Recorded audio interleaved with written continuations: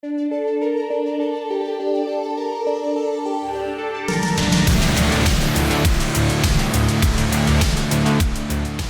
everybody, and welcome to this episode of the Heretic Hammer Podcast. I am your host, Marshall, and this is my co-host, Dylan. Hello, hello. And today, in our wonderful world of Heretic Hammer, we're gonna go 2 weeks in a row, and we're not gonna technically talk about Warhammer. What a good Warhammer podcast we have. Oh man, I've been waiting for this. I'll be honest, I've been looking forward to it. I love talking about Warhammer, but I love talking about farming simulators more. So this is going to be a really, really good episode, I feel like. Okay, man, bro, there are so many, like, I want to get into so many of the, like, farming sim games, and then I just never get, I never, like, get anywhere past, like, the first, like, 2 days of playing it. Yeah. What is it called now?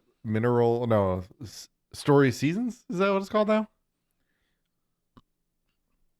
Yeah, you're talking about the what used to be Harvest Moon. What used to be Harvest Moon, yes, the Story of Seasons. Yeah. Like, that's one. That's a classic one. Mm-hmm. I played a lot of Slime Rancher when that first went into that early access, and that was, like, available on Game Pass. Slime Rancher 2, specifically, I mean. Yeah. But no, we're not talking about farming simulators today. Darn it. Sorry. No, today we're gonna talk. I want to talk to you. It's gonna be a little bit of me yapping. That's fine because it's gonna be.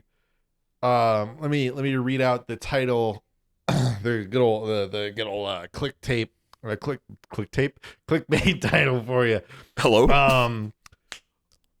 Petulant Warhammer nerd builds Gunpla for first time. Oh.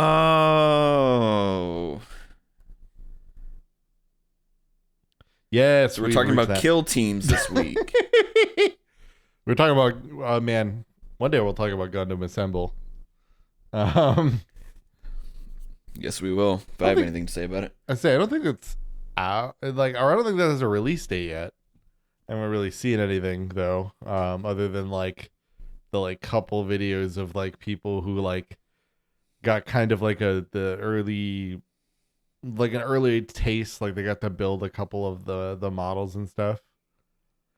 Yeah, all they have still is that it's just released in 2026, which, ain't the worst thing it's coming up. We're in October. We'll get there when we get there. Yeah. No, I think I thought I saw somewhere that it kind of had like a like in some trailer or something where it had like I thought it had like it was where it was going to work like Underworlds, where it would still have like a mini card system, but I think I might have just got baited by a card game bundle thing.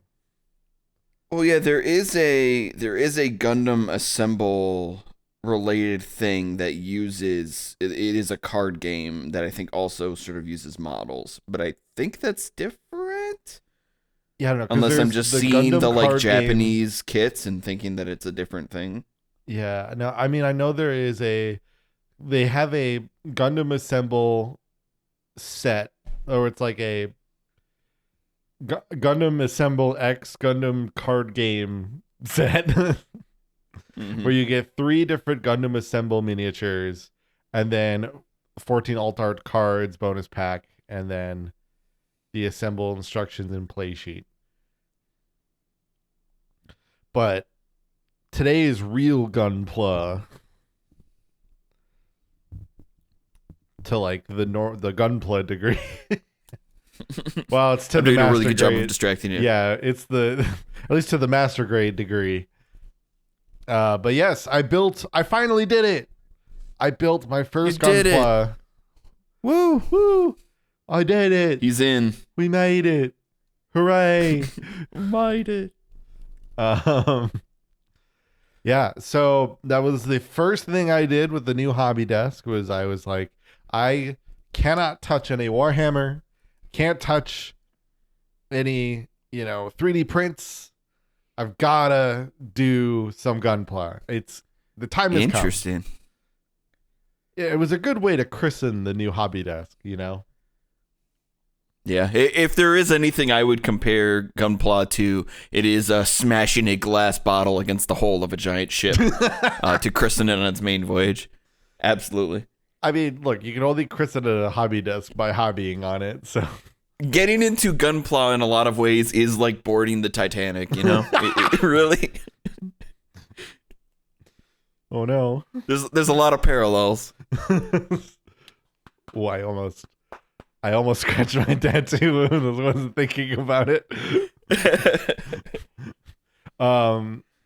But okay, well, I can say off the rip, no, it did not end up like the Titanic for me.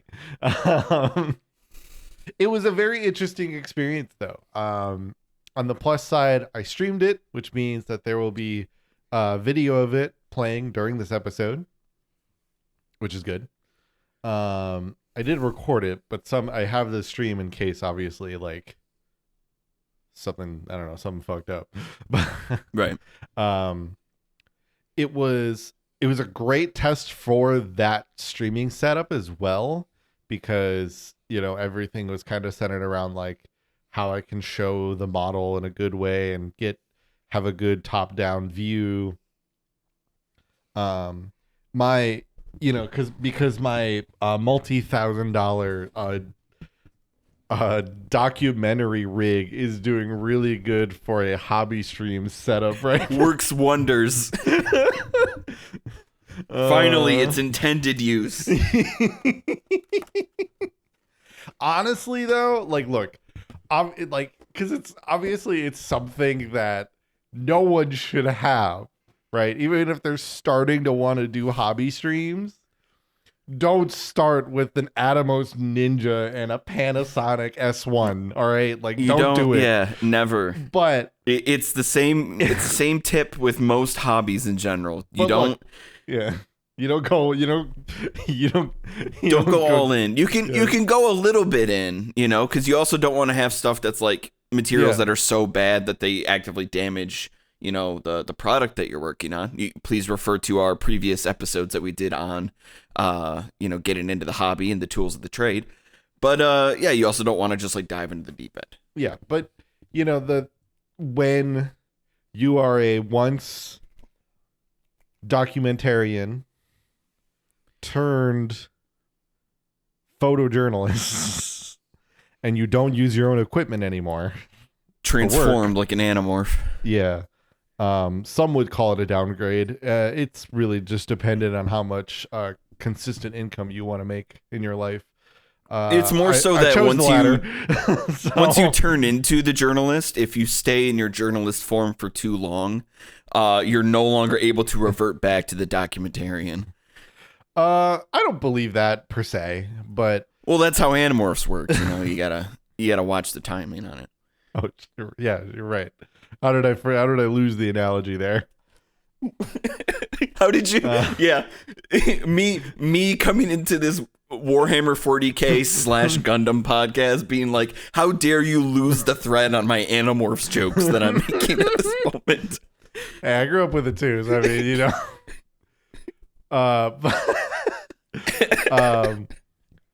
all right. So I mean, nevertheless, you'll get a great view of the best view of my Gunpla building, and we're gonna roll through it, and I'm gonna talk about just kind of like what I felt were the similarities, what were the differences, what made it fun, what was interesting to think about, my critiques and about like the process, and basically that's it. I'll start off denoting I had I started this project as well with an upgrade to my nippers. Okay, good. I've procured the Rua tool. I believe it's the 1.0, the purple one. What color is the handle? Purple. Okay, it's the same one I've got. Yep, that's what Purple. I'm currently using. Purple. Touch purple. Sorry. Very suitable. Works very well for Gunpla. Mm-hmm. Yeah, and I mean, honestly, also works great for Warhammer. Because reality is most of the sprue cutoff sizes are the same. Yes. But yeah, so that was my new upgrade, and honestly, that was kind of the only one I really needed.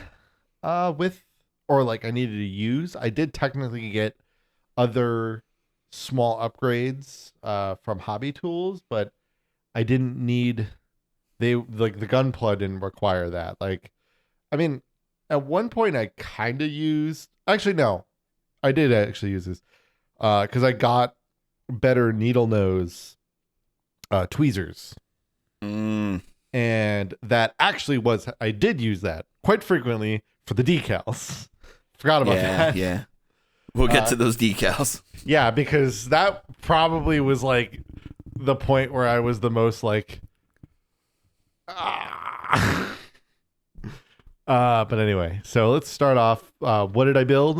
You've kind of seen it already, but I built G-Quux.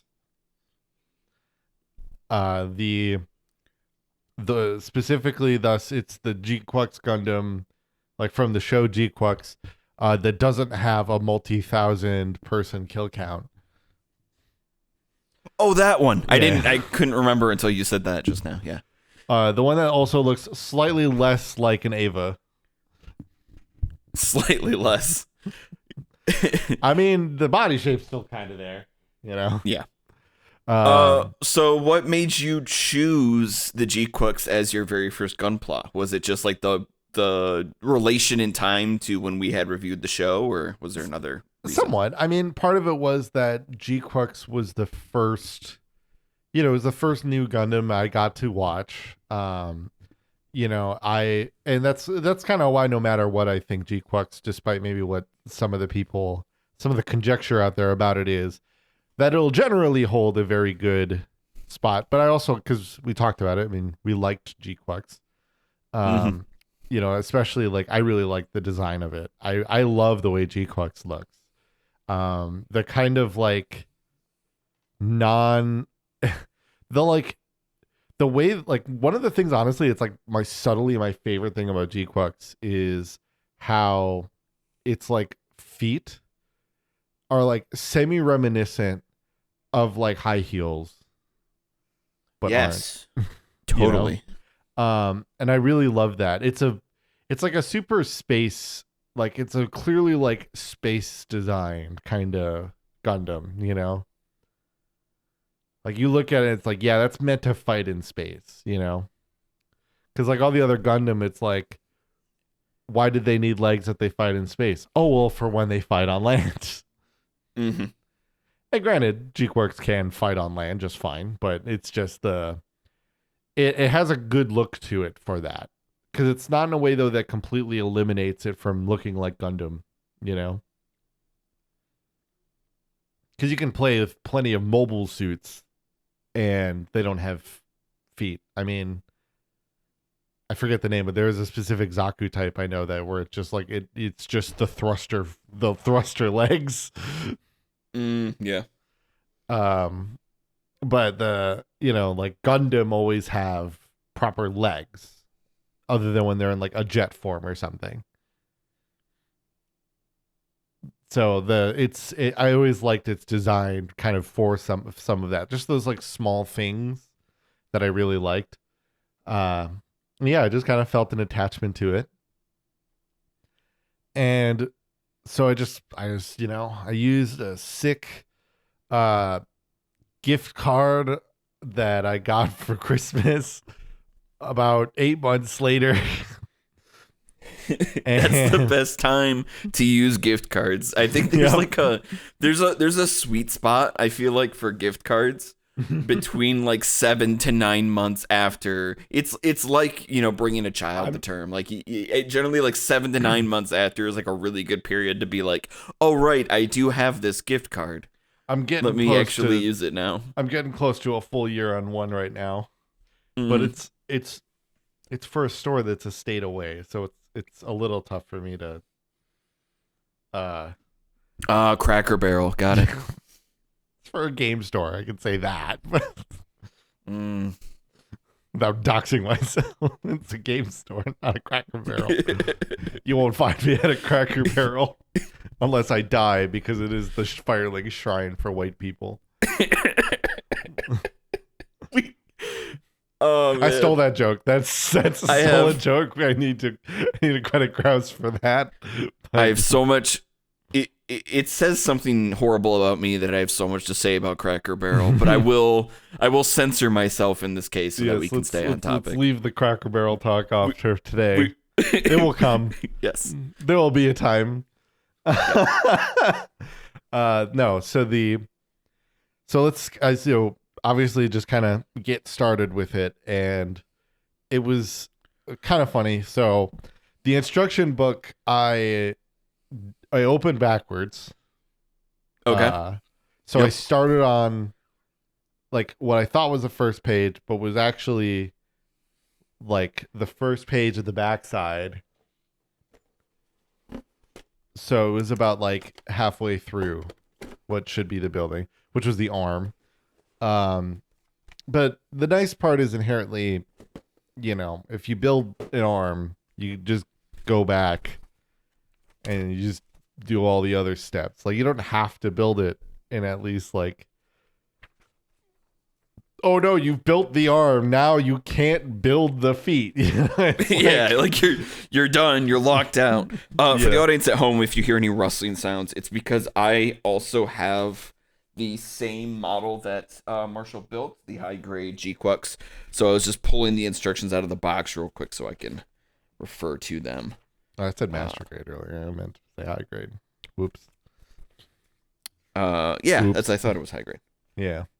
That was just me not remembering the the tiers. No, so the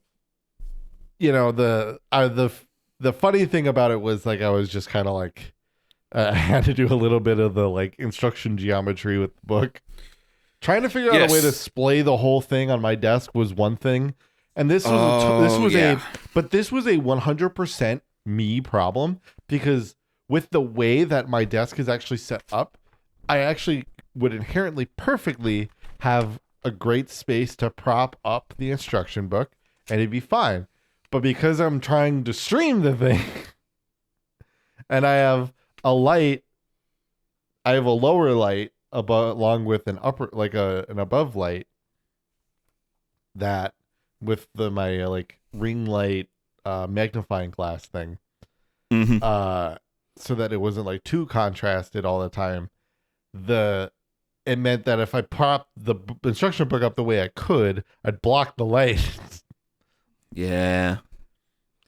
It can be a real, depending on how your setup is, it can be a real tough nut to crack as far as what the best way is for you personally to set up your instruction booklet so you can keep referring to it. I definitely jump around between, I've got my little tray that I showed off in our previous episode about the tools to use, and I'll usually, like the smaller booklets, it's a lot easier to just like run those flat up against the lid of the tray and have them sitting there. But also I am definitely somebody who relies on the upper thigh, where I'm just like laying, let the instructions be like completely unfolded and just like laid out over my leg.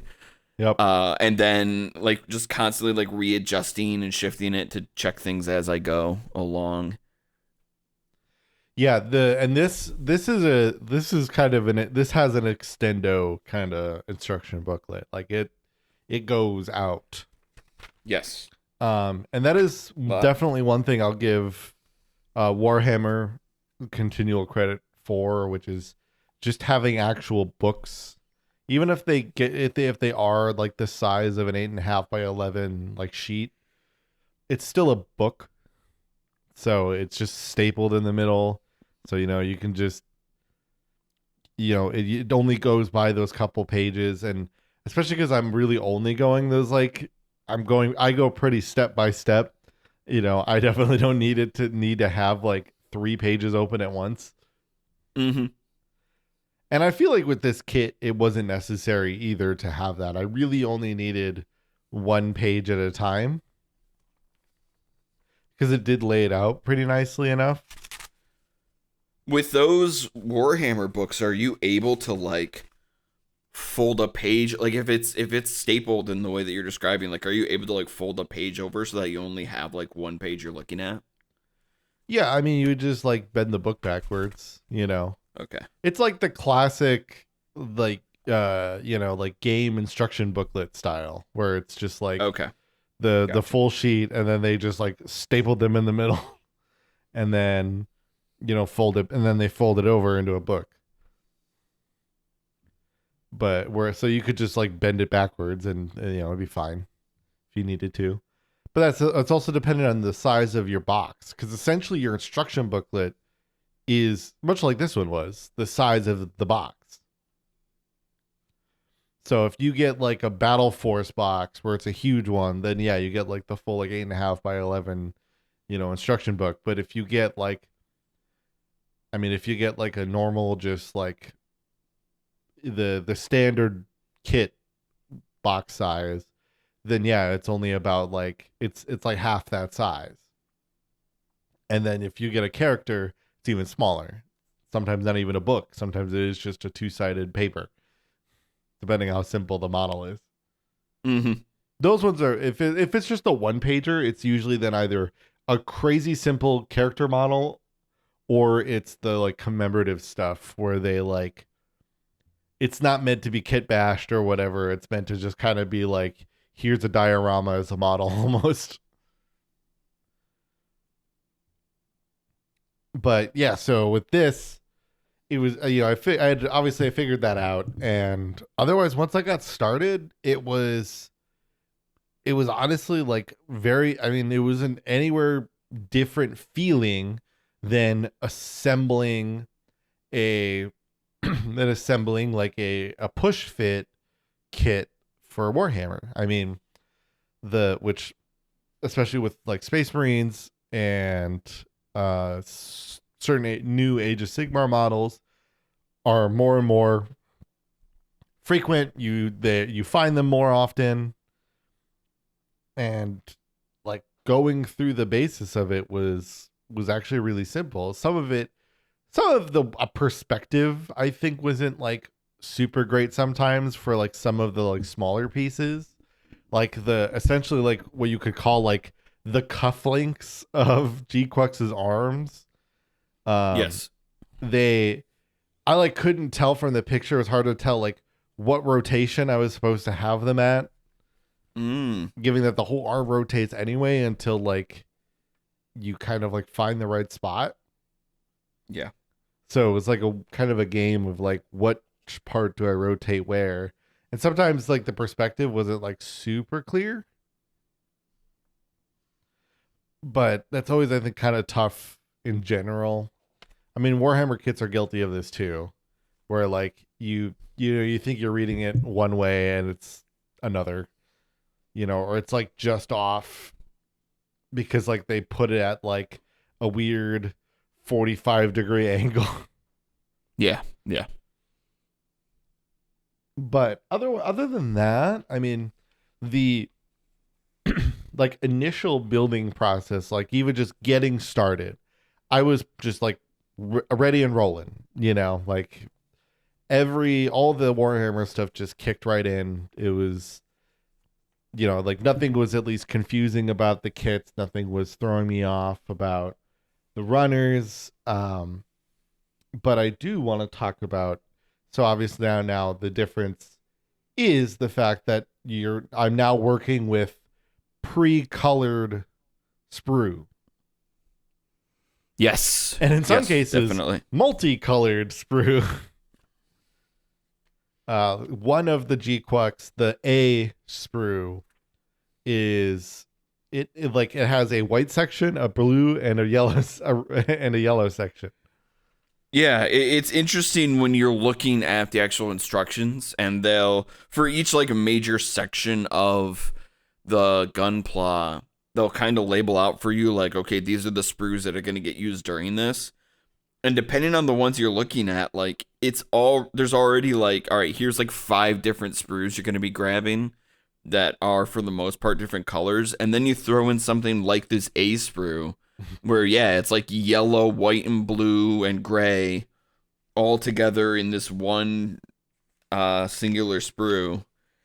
Uh did you find that the having it be colored like that, did you find that it helped you with hopping between the sprues? Like when the instruction would be like, okay, now go for this. Like, were you still relying more on the letter of the sprue, or did the different colors sort of tip you off of like, okay, let me grab this one? It would only the only colors that sorry. The only colors that really that I kind of knew that I could more often just assume like I'm gonna need that full sprue, that full colored sprue was kind of yellow and blue because the yellow and blue on the A sprue are pretty small, especially yellow. Yellow only has like I think it was like 4 or 5 things. So I kind of knew for the most part, if it was yellow, I'm probably going for that one. This secluded yellow sprue.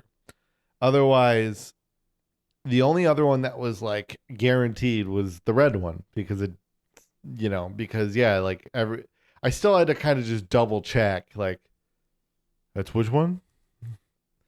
But the nice Mm-hmm. part was that obviously if I saw on the instruction sheet, if I saw a blue one and I saw it just said C, I didn't have to look for like the letter on the sprue because there's only one blue. So it's like the second I see it's not A, then I'm just like, all right, just grab blue, grab the blue one. So Yeah. that's where I think it made it easier. It wasn't specifically just that it was colored, but that I knew. Look, the only one that is the multicolored is A. So if I look at it and it says anything but A, grab color. Mm-hmm. I think there were 2 white sprues though, so that was the only one that I had to like. I couldn't. Yeah, I had C to and just D. rely on the letter. Yeah, it was like I had to just rely on the letter there because obviously I would otherwise never know. So this is a bit of a nerdier question, but with the sprues, do you keep them in the box while you're in the process of building the Gundam? Do you take them all out? Do you like how do you where do you place the sprues when you're actively building the Gunpla? Well, so I am lucky enough that I kind of set up these shelves for my hobby desk, and so what I did lay them out, but I was able to do was lay them on my side shelf because I just pushed my airbrush to the back and and I just kind of got everything off of that shelf, and then I would put them under, below, and on that shelf, and that way I could just kind of have them available to them. Gotcha. Yeah, And I'm yeah, definitely a box guy. I take the box, top of the box off. I put that in under, set the bottom of the box into the top of the box. And then I'll usually take all sprues out of the plastic wrap, oh yeah, but then just leave them in the box. And then anytime I need to mm. reach for one, I'll dig through the box to grab the sprue that I need. There might be a more quicker or efficient way that I could be doing it, but for me that's been like the best way to just like ensure that I don't have a bunch of sprues sitting around, because I feel like the more if I bring all of them out and like place them somewhere around me, my brain will eventually decide to set a sprue like far enough away that I'll spend like 15 to 20 seconds being like, wait, where did I put C? Like where did that go? I've got all these other sprues here. Where did this other one go? And if I just keep them all in the box, then I know they're in the box. They're all in one place, and I don't have to worry about potentially losing them. Yeah, I think to me that, I mean, like, I need to do that more in something like Warhammer, especially like big box kits, or like multi-unit kits, or at least, or just even, yeah, like, or I'm sorry, multi, like full unit kits, because in that scenario though, like, you don't need the sprue for, or you don't always need a sprue. There's a lot of times more lately where GW's been getting very good about just putting all of the bits you need for one model on the same sprue. Yeah. But obviously that doesn't always work, but you can kind of finagle like which ones you can put in where. Um, and then, like I said, with the big box kits, then you're going between like whole units and stuff. Mm-hmm. So that it makes it a little bit different. But for this, it was just, I just felt like I would find it easier, yeah, just to kind of be able to like quickly grab them all. And I think part of it was, especially like with it being the stream, I didn't want to spend too much time trying to like flip them up and down and all that. Sure. Um, but yeah, so then I will note, the one thing I truly did appreciate though was the clear legibility of the letterings of each sprue. Warhammer, Yeah. take some fucking notes. They will put it in just like a tiny little embossed text in like the corner of the sprue. It doesn't stick out in any extra way. It's just like, like where they would also emboss the like copyright Games Workshop, and then it's next to it is a big A, and you wouldn't know. It's like, why? Yeah, with Gunpla, they have like a tab that sticks out from the side of the sprue, and it's almost like their own font that they use specifically for the letter labeling on their sprues. It's like a stencil like font that yeah, really sticks out, makes it easy to see. Right, exactly. And that is something that GW, I mean, because granted, yes, I know GW does not need to do that often, or at least they're not supposed to, but because they'll just number it up. But I vastly prefer the method of just having like it be like A1, B1, C1. Mm-hmm. It's just easier. It looks cleaner on the instruction booklet instead of having, part 138 sick. Which sprue is that on? Like, I vastly prefer this method to that. So, and GW has been going in this direction, I think, probably just because of that type of pressure, but like, like that was a big thing. Yeah. But otherwise, I mean, like I said, going through the build process was honestly like it. I was just kind of humming along, I was just hanging out in chat, building it, and like we're just kind of having a good hangout sesh. It was nice because I didn't have to like, obviously you're just kind of going through it. Didn't require like a hyper crazy amount of my attention, or you know nothing overly fancy. But what's, I think, really cool about it is because obviously everything was colored, I really get to see it build, over time.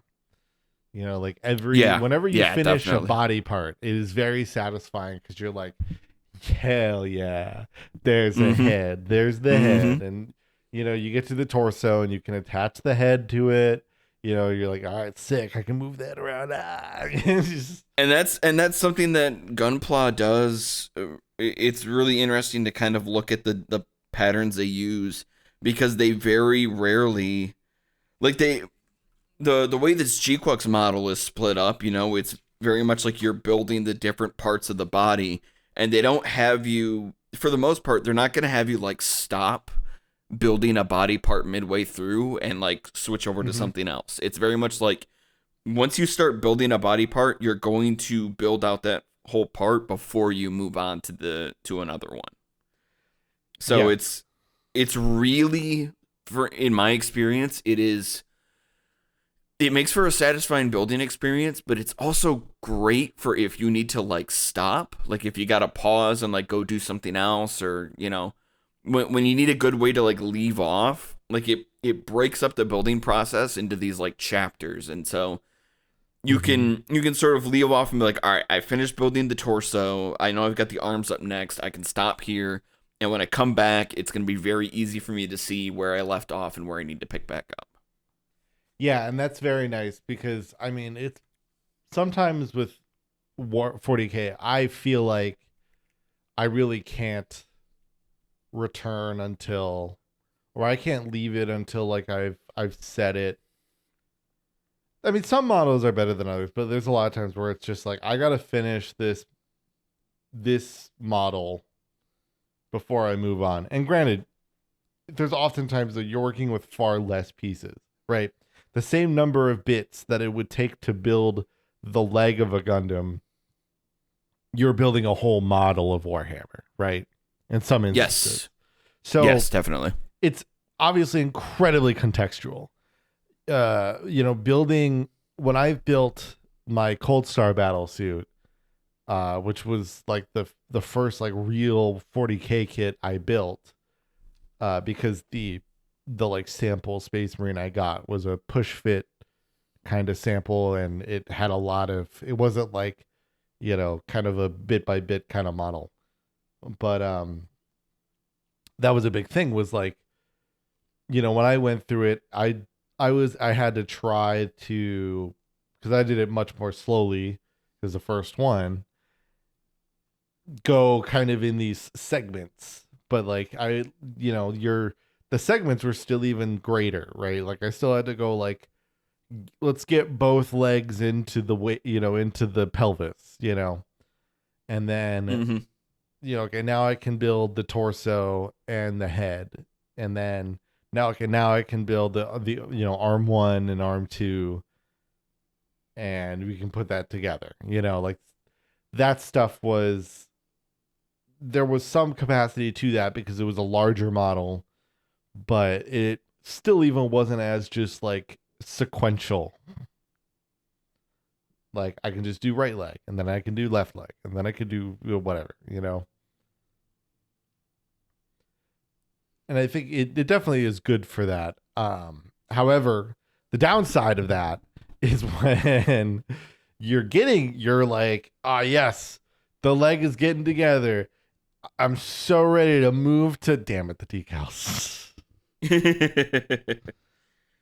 You're like, the decals, and then you're like, and then the voice creeps in your mind, and it's like, you don't need the decals, and you're like, but I want the decals.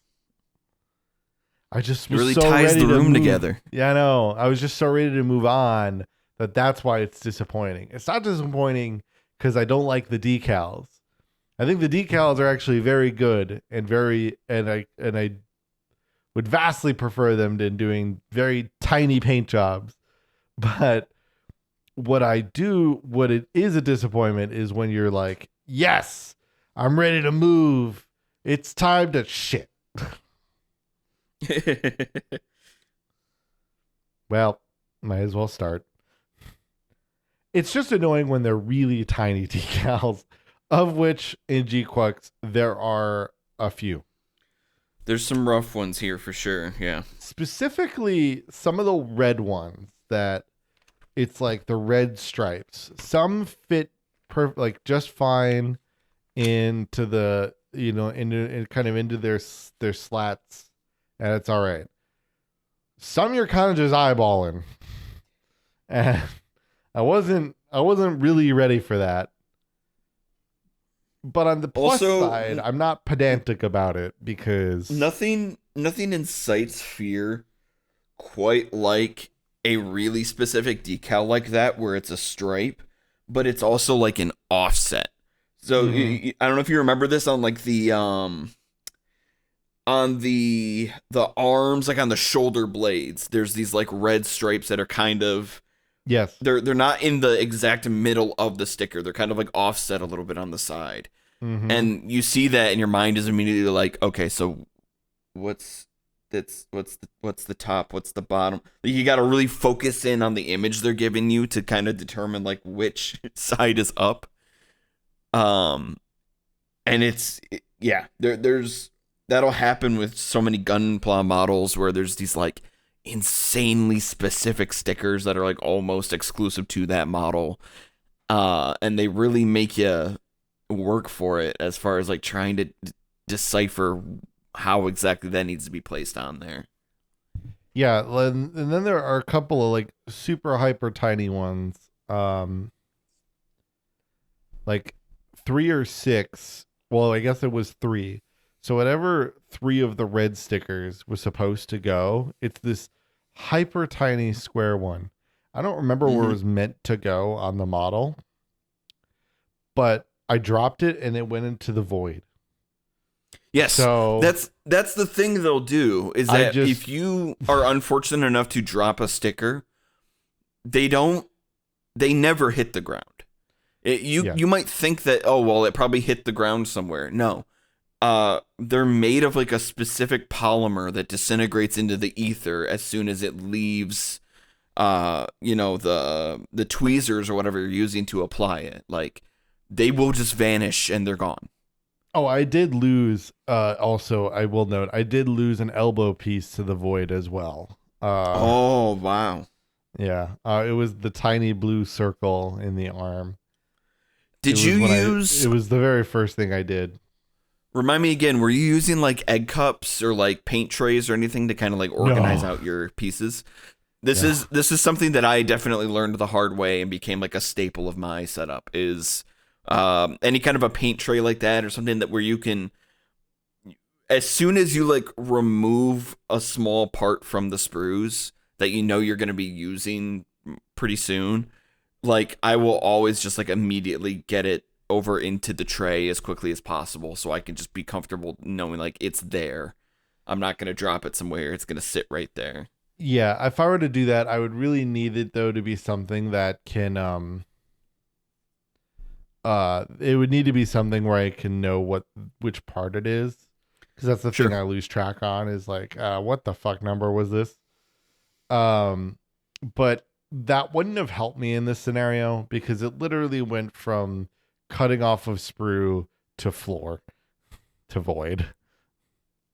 It went nowhere. I needed to Mhm. just cut it closer to the table so that it would go on to the table. But I tried to lift it to like look better or whatever because I was being careful because it was the first cuts I was making with the new nippers. And so I was like, let's be careful. And then I was like, and then I like brought it up, and then like that meant it just tumbled down, and it's gone forever. Yeah. So I did lose that, but because I lost the one decal to the void, I just didn't put the other one on. I was like, I'm not gonna have just one. I'll just leave them both off. And honestly, I'll probably never notice that it isn't there. I couldn't tell you where 3 and 6 were supposed to go at the moment anyway.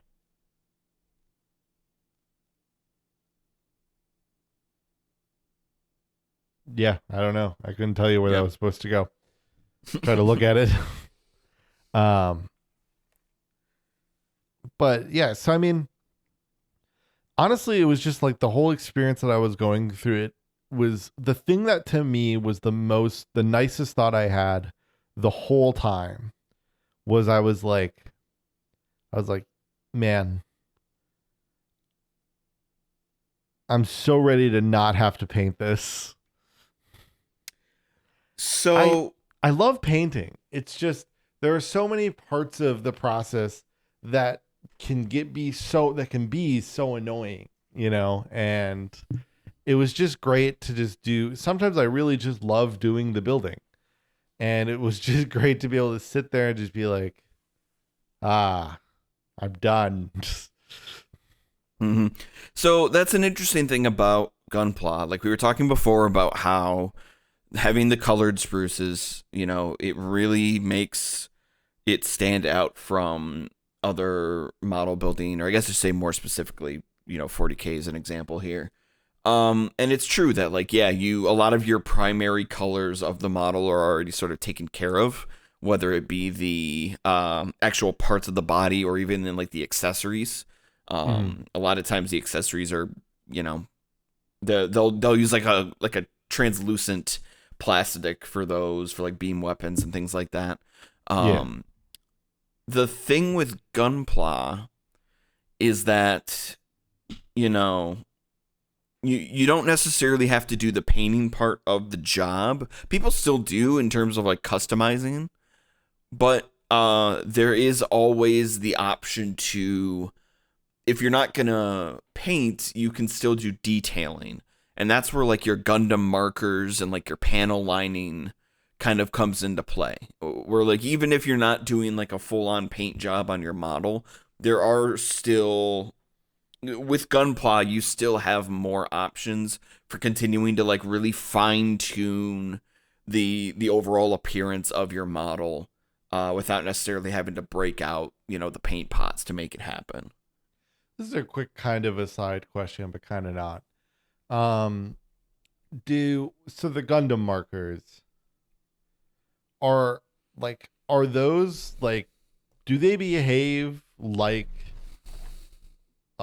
your classic traditional paint pen or like a marker, or are they like the paint markers that like Army Painter and AK released, where you like press the paint in, but then it still is like using a paintbrush. Um, the actual tip on them tends to be closer to like an actual marker. Um, Okay. you're not gonna get like a ton of color bleed on it, for example, if you put like way too much Mm-hmm. pressure. But a lot of them have, well, no, I wouldn't say a lot of them. I think it's your shines that have the ball bearing in them still that you shake up for the actual paint inside of it. Um, correct me if I'm wrong in the comments. I haven't used my markers in a minute here. But yeah, no, they're definitely, they remind me much more of markers, like traditional markers, than they do of like a paint marker that's gonna bleed a little bit more. Yeah, so The that's actual like the marker that you're specifically gonna use for like panel lining, those ones tend to be more of like a water based paint inside of them. mm-hmm. So that's a little bit runnier, but otherwise the actual tip of the markers is usually, it's a lot closer to what you would think if you're using like a really fine tip Sharpie. Yeah, which that's see, I wanted to briefly mention this concept because when I got the AK paint markers, I was expecting them to be like that. That was my realm of curiosity because my thoughts like, well, like what would it be like to use a essentially like a paint pen on like a space marine or on whatever. And I was a little disappointed honestly when I got it, and it essentially the AK paint markers are literally just essentially just all-in-one paintbrushes. They're just paintbrushes that have a tank of paint in them. Yeah. And you like squeeze the top of it and that brings the paint into the marker or like the brush tip. But otherwise when you're using it, it is basically just like using a brush. It is not different. It's not like a marker at all. And I was honestly a little disappointed about that. And I was curious because obviously now one of the things I still intend to do, but I haven't yet, is I do want to do like a little bit of weathering or something like that for this. But obviously, kind of the thing I was curious about, one of the first things was, you know, when I got the AK markers, which I got for Warhammer, I Hmm. was like, I wonder if they're similar, because honestly, anything I can do that can help me just get models to be table ready, I'm, because I very rarely am like I'm gonna do a super good job, I'm gonna do a crazy paint job, because like, man, I gotta build so many of these freaking models. I don't have time. I don't have time to try to golden demon every model I have. Yeah. Um, so I was just kind of like, I wonder if these would be really good for anything that can help me speed up army painting.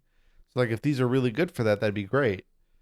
Um, and they're good, but they're not what I was expecting them to be. I expect them to be more like a paint pen, like classic paint pen, Okay. where yeah, you would like, you shake it, but when you write with it,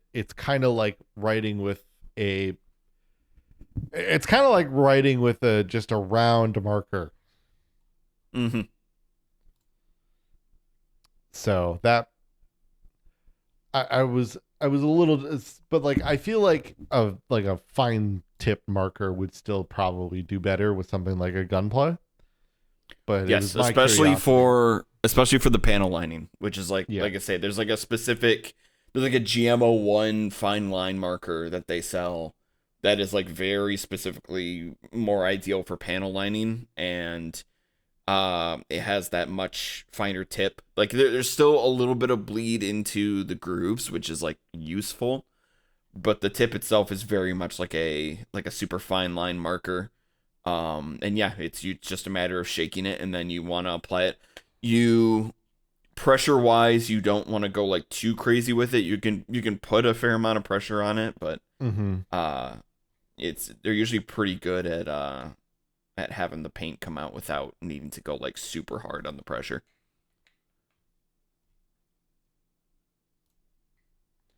Yeah. So that was my big thing. That was the semi expectation I had slash was hoping to have. Um, but that's an aside because I didn't do that here. But like I said, I do intend to weather it, but that is just gonna be, and maybe I'll do some panel lining, but like maybe I'd be willing to do that. But honestly, my big thing with this model specifically was kind of just to weather it. Um, I just think it could just be cool. Just do a light battle hardening to it. Yeah, it's get into the idea of battle damage Yeah. on the models. Yeah, which I there's mean, a like I ton said, of like different weathering techniques that people use to kind of achieve those I'm effects. yeah, I am so like I'm too airbrush my Agrax Earthshade equivalent to like for like washing, for washes, and it does great for weathering. Hmm. So like that's gonna definitely be like the first basis of what I will do. Though I'll probably use more of like the null oil equivalent. What do I have? Dark tone by Army Painter. Um, I'll probably use that because I think a black is gonna be, I'd want more of a black kind of, like smoke and fire damage versus a brown, earthy damage. Because a brown could work for like fire and smoke or weapons damage, Yeah, but absolutely. generally that would happen specifically if you're going for like either just like incredibly hot metal. So like if it's like dust coming off of a hot metal, or you're a lot of like fighting on land. Hmm. But if you're going with like space based damage, then you want black. Word to the wise. Anyway, going back to the actual kit. Um, that was kind of the only thing that I felt though, like when I was done, that I was like, yes, this is something I want to do. But honestly, when I finished it, I was just like, damn, that was way more than I thought it would be. Because you're so used to in Warhammer, you like you can get this like mini satisfaction by just going through each model in a kit. Like if it's a 10-man squad, you just get this like minute satisfaction. It's kind of like I think what I mean it's like what we were describing with like the finishing the arm and then finishing the leg and then and then you can do the torso and whatever. You know, it's kind of like that where I was saying like where we were like you finish a model and you're just like, yes, I'm done with the model. I can come back tomorrow. I can do the other model. I can do that model or whatever, you know, and then the squad will be done. But like, to me, it goes by so much faster, right? Yeah. Like I've done whole streams of where like within 2.5 hours or so, where it's like, all right, I got the squad done, you know, where like I would be getting through. I mean, first day I got through, and it was about 3 hours, and I got through. I think it was head, torso, and the one arm. And part of that especially was the bit of like doing the head and the torso definitely felt the most complex versus Mm. like when you do one arm, you do the other arm much faster. Yes, because they tend to be symmetrical. By Right. the nature of most models, how the Gunpla are designed. Yeah. It's like, So yeah, you're once not you've done second the, guessing. yeah. Yeah, you're not like second guessing like, wait, so this goes this way, because you just did it. Especially if you just did it, then you're like, right, so then this goes this way because it went like that in the other model. Okay, yeah. Worst you have to do is like a small rotation, afterward. Yeah. But that's really no big deal at the end of it.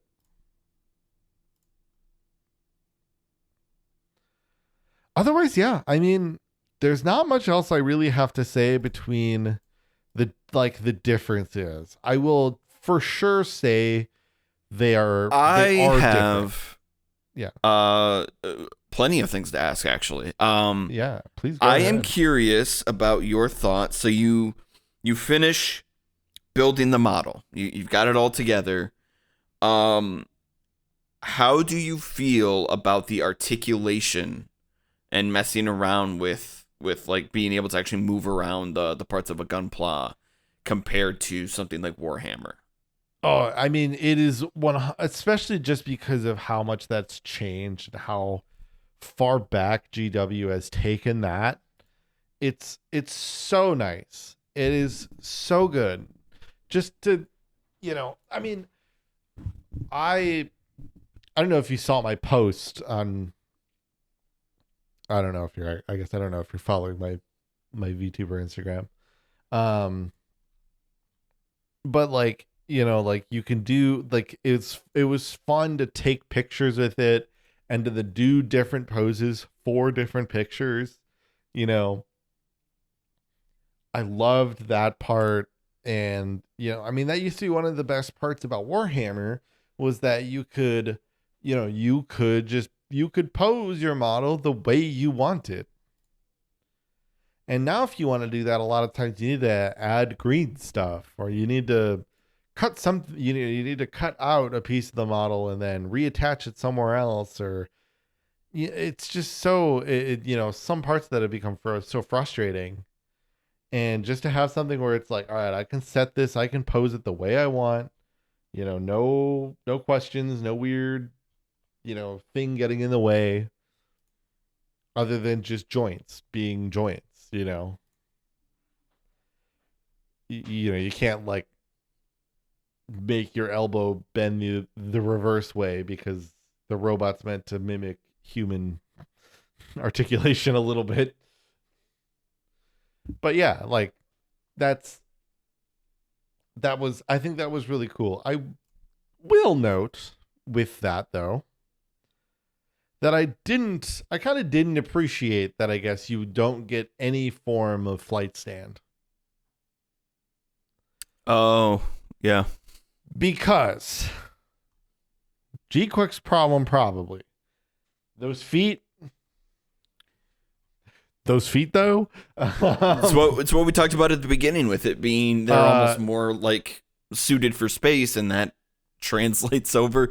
The accuracy of the model is also what leads to it not being like super good for standing.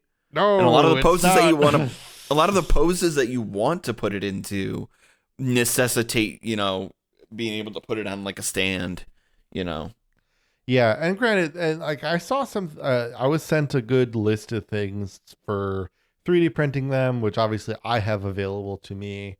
But that's the thing. The tough part about that, it's like, so you got to go buy the flight stand, yeah. And I'm sure there's plenty of people who sell them online for cheap, like where they'll just ship you the flight stand. But like, come on. Mm-hmm. Even if you just give like bro, there was the tiny basic ass, not great, but one for that like gotcha Gundam Zeta that I did, like I did just before like I moved. Just like it was, it's just this like the one that comes out of the gotcha machines. I forget what it's called. But yeah, like that came with like a little mini flight stand. If they can fit just this dinky, it's not good. I will fully like admit it falls over easily and it's really weird to try to get to balance, right? But it has it. I'd rather at least just start, have the thing to pose with it, and then figure it out later. But just give me something. Even if it's just like a cheap stick, just something. Yeah. So I did find that Yeah, disappointing. I get you. It it was probably the only thing that I was like, damn, that would be nice. But no, other than that, like I think it was just I think the different flight stands though that people make are very cool. And I do like that they are at least accessible in the community, one way or the other. Even if Yeah. you have to just like order one off of like Etsy They're or I was gonna say they're pretty easy whatever. to locate and get your hands on. It is obviously a bummer to not have just like a basic stand be included with the model kit, but yeah, they're definitely not like difficult to come across. Like if you're wherever No. you're buying your model kits from, you most likely will be able to also buy some stands from there Yeah, as which well. is why I'm not sitting here being like, Harumph. screw Gunpla, How worst dare thing you? ever. The audacity. Yeah. Uh, it's just what should have been icing on the cake was instead, uh, uh, uh just like a stick of butter. Mm-hmm. Like, well, I can pose it. It's really good. But if I don't pose it just right, it's going to fall the fuck over. So when you do pose it, or however you currently have it set up, I wanted to ask you, what are you doing weapons wise? Oh, so I did both. I did gun and beam sword. Nice. Okay. I wanted the beam sword because you don't get the if I do the axe, I would need to paint the glow on it for sure. Oh, okay. Because I don't want just a black axe. Gotcha. I would want that glow effect when it's powered on, which I can do. I mean, it's not like it's out of my realm of ability. Right. Um, but definitely didn't feel like doing it that day. I like the sword more. It's just cool. Hmm. It's just this like cool line, of a beam sword, but like shapes out to like almost look, it's like a 2D cutlass. Yeah, we had talked about it when we did our sort of review of G-Quux, but yeah, the beam swords in this series are really neat. Yeah. They didn't come out a whole lot because Zaku's got the Zaku weapons got so much love. Yeah. But I mean they still got out there and it was good. And then I Hmm. just wanted the gun too because I mean, it was just like why would I not want to have the gun? I did debate doing dual wielding the beam swords, but I was like, nah, I want the gun. Yeah. Because especially for some of the pictures that I knew I was going to be taking, I wanted to be able to like get the I wanted to have the pose of bringing the arm out with like the sword in the back or whatever. Very like classic Warhammer pose, really. Where the gun's pointed out and the weapons at already, the melee weapons like at already. I like the my posing is very Warhammer coded when you look at the pictures.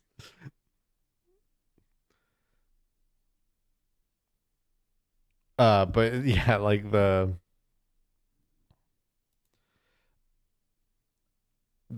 posing I definitely played around with a bit, but I knew from the jump I was gonna want gun and sword, Yeah. and I didn't really take a very hard difficulty.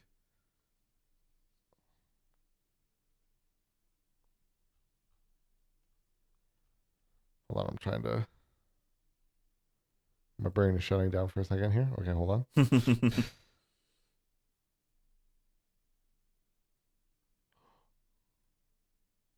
Oh, I hate you. So the part of it was I wanted to send you the pictures so you would get my references.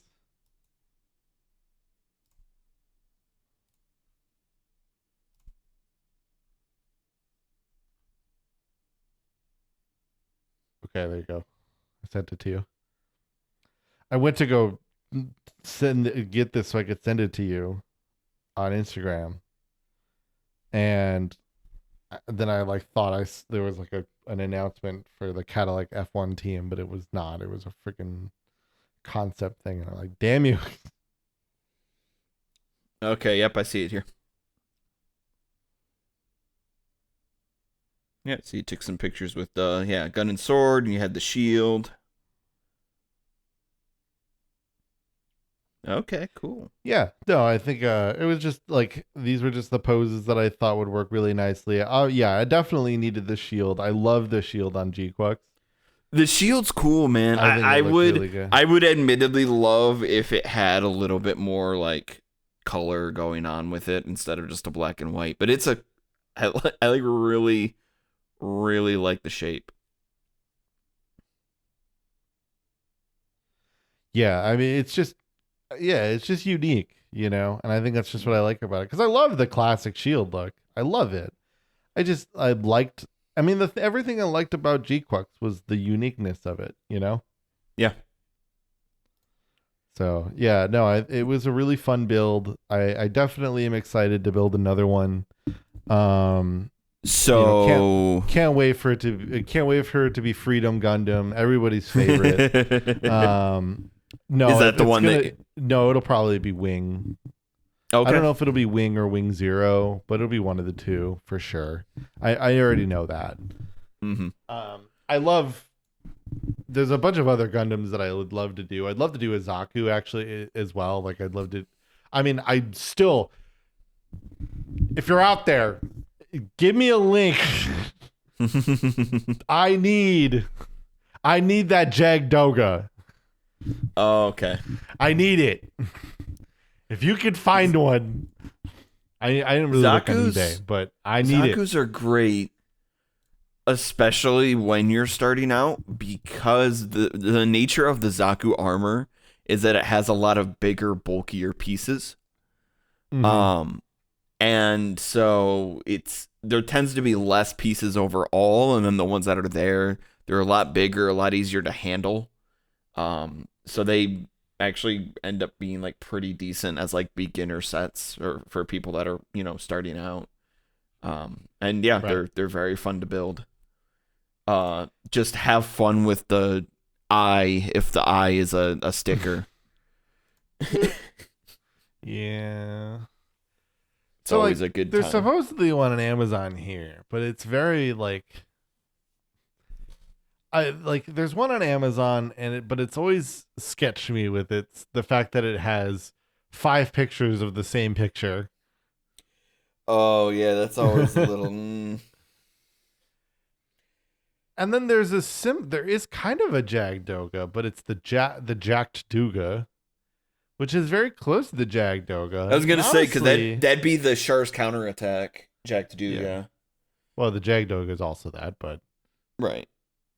um but like the one thing that Duga's missing is the floof on the top of the head.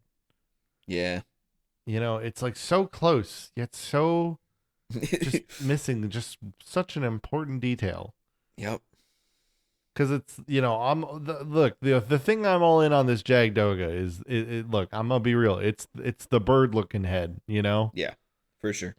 And granted, with the Jagdoga it also looks more like a beak because it's yellow, but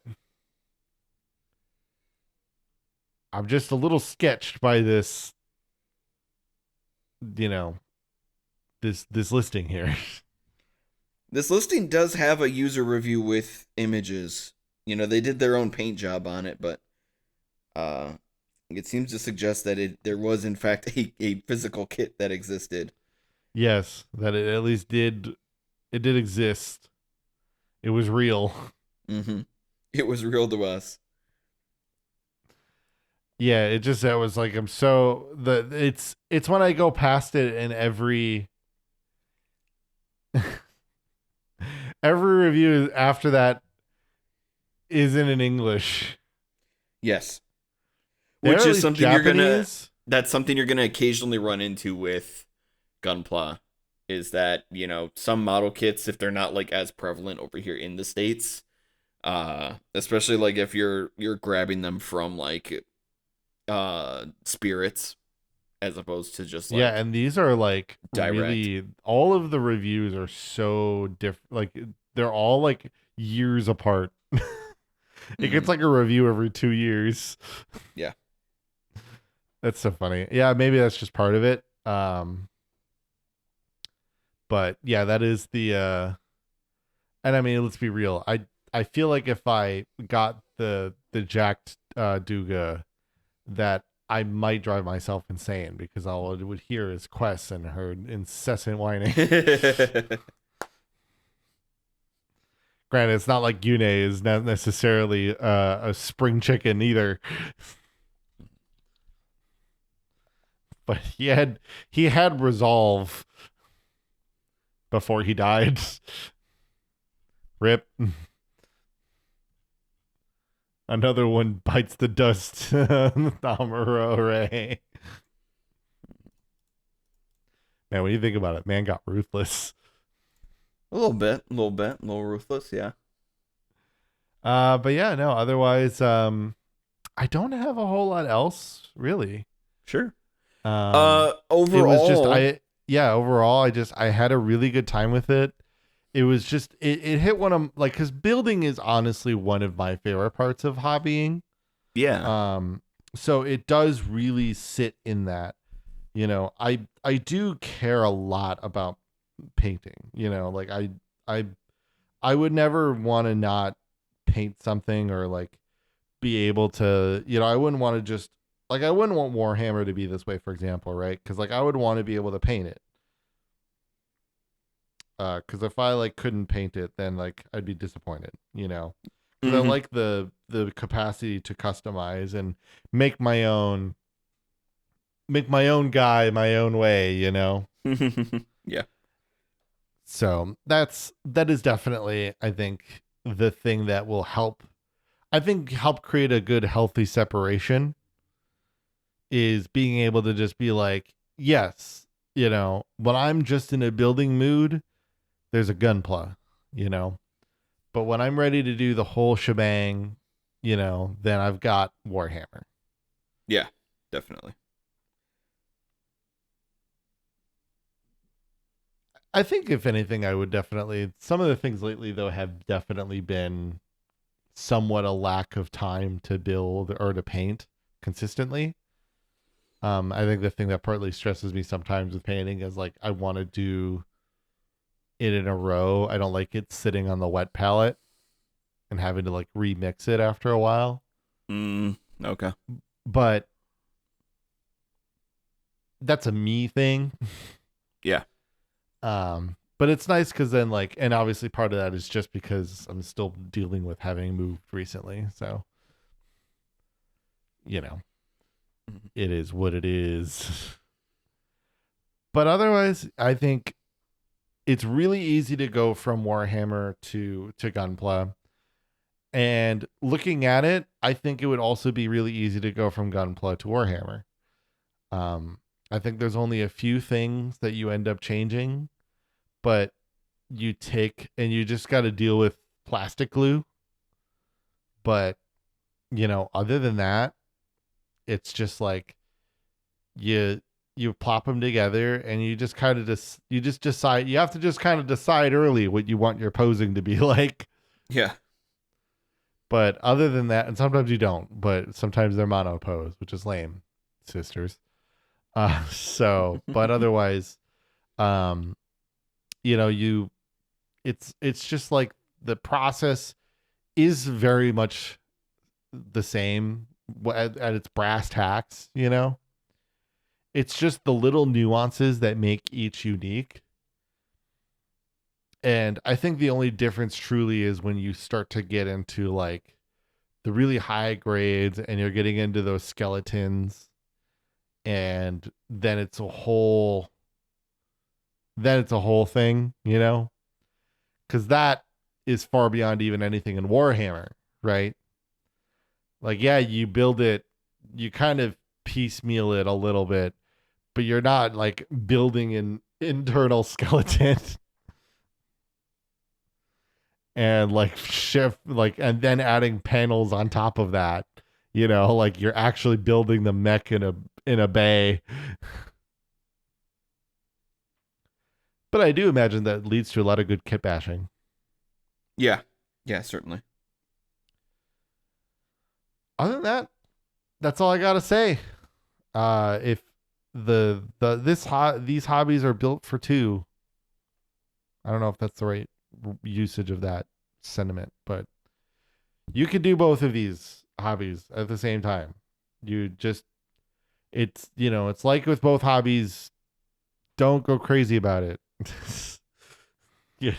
Like don't let your pile of shame get too pile of shamey.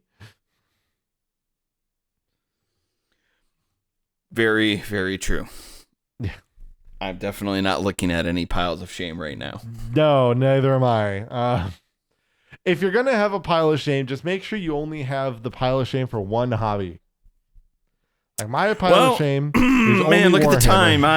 Hey, so this was a good What's your other episode, and we'll. did you get more Warhammer or? No. I just have. Maybe I have other piles of shame that aren't necessarily specific to models. What you got? Battle Me, and my 10,000 hobbies that I try to balance every day. They're different. I was talking about at least the miniature ones. Mm-hmm. But yes, go forth, do the hobbies responsibly. Do the hobbies, y'all. Do them responsibly. Don't overspend. Don't let them pile up. No. Do one at a time. It is so uniquely relaxing. Even though you're doing nothing, it feels like, how do I put this? Other way around. You're doing something, but it puts you into this somewhat sort of like remedial mindset where it feels like you're doing nothing. Like you're being actively productive with your hands and with your time, but it's never so complex and like it never requires so much of your brain power that it feels like work. Is the big thing. Exactly. Well, that's a good note to leave off on. So thank you so much. Yeah, it's just like this podcast, you know? You can listen to our podcast and you never feel like you're, you know, having to do a bunch of work to make it happen. You can just sit back, listen to us yap about Warhammer and Gundam, which we will continue to do. Yes, exactly. All right. So that'll do it for this episode and this week. Next week, we do go back to Warhammer. Go back to a little bit of lore. And I'm sorry, I've kind of been on a little bit of a kick of it lately. We're going to be talking about Space Marines again. Okay. I always try to be the not talking about Space Marines guy. I feel like that's... I feel like it's really hard. Respectfully, I feel like that's being like, I want to be the guy that talks about Halo, but I really don't want to be the guy that talks about Master Chief. Like, I feel like that's a really difficult thing to do. Or to be like, I want to talk about Halo, but I don't want to mention anything related to the Spartan program. It's like, yeah, good luck with that, pal. Yeah. Good luck with that. Yeah. It's kind of just part of the kit and caboodle. Yes. But what we must do is we must learn of our gene sire of our glorious podcast made chapter. The origins of our gene seed. The gene seeds. I was asking about this before, y'all. I want to know. Well, I'm not specifically like an episode about gene seed, but our gene seed. The genes. What? If I was gonna say one of the words in gene seed, I'd say the genes of Jagatai Khan. Oh. And the white scars. White scars. Why is it easy to do this episode? Because there's not a lot of lore. All right, next episode. See you next time. Goodbye.